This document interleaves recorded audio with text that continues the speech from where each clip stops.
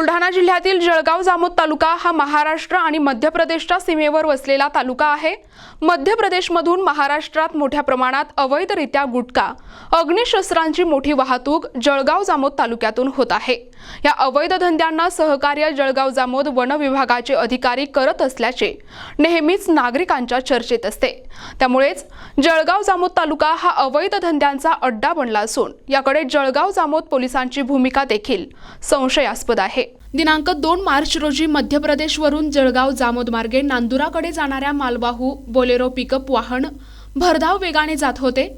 यावेळी या वाहनाचा धक्का रस्त्याने जाणाऱ्या एका इस्माला लागल्यामुळे तो जमिनीवर पडला। त्यामुळे नागरिकांनी भरधाव वेगात असलेली बोलेरो पिकअप गाडी माणेगाव जवळ अडवली। त्यामुळे या गाडीच्या चालकाची तारांबळ उडाली।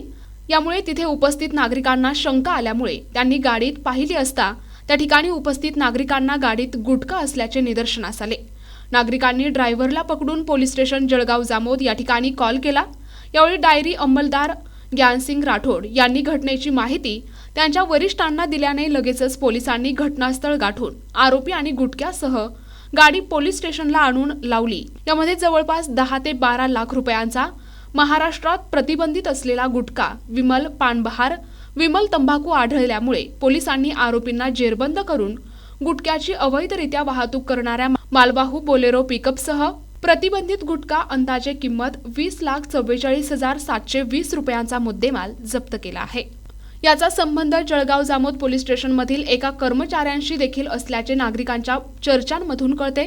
ही कारवाई करतेवेळी जळगाव जामोद पोलीस स्टेशनचे ठाणेदार श्रीकांत निचळ, पोलीस उपनिरीक्षक पंकज सपकाळे, पोलीस उपनिरीक्षक नारायण सरकटे, अमोल पंडित उपस्थित होते। आरोपी मालवाहू बोलेरो पिकअप चालक यांच्यावर मानवी आरोग्यासाठी अपायकारक आणि महाराष्ट्रात प्रतिबंधित असलेला गुटखा वाहतूक प्रकरणी अन्न सुरक्षा मानकेनुसार गुन्हा दाखल करण्यात आला आहे। पुढील तपास पोलीस उपनिरीक्षक पंकज सपकाळे करत आहेत। प्रतिनिधी संजय दांडगे, NTP न्यूज मराठी, जळगाव जामोद, बुलढाणा।